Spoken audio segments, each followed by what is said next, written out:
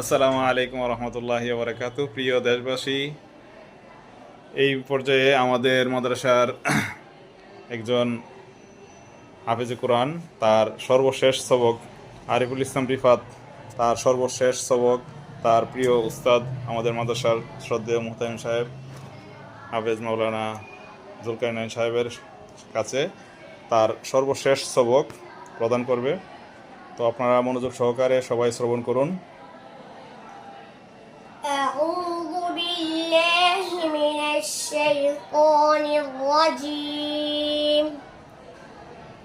بسم الله الرحمن الرحيم.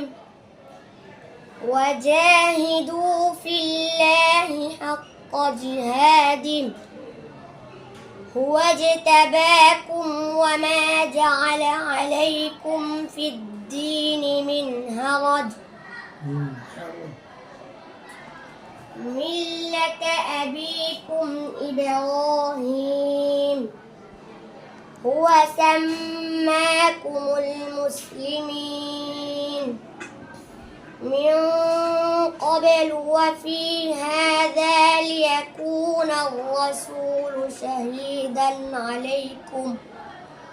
شهيدا عليكم وتكونوا شهداء على الناس فأقيموا الصلاة وآتوا الزكاة واعتصموا بالله هو مولاكم فنعم المولى ونعم النصير صدق الله العظيم.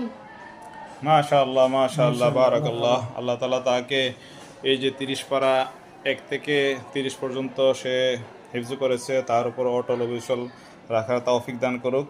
ওমা তৌফিক ইল্লা বিল্লাহ।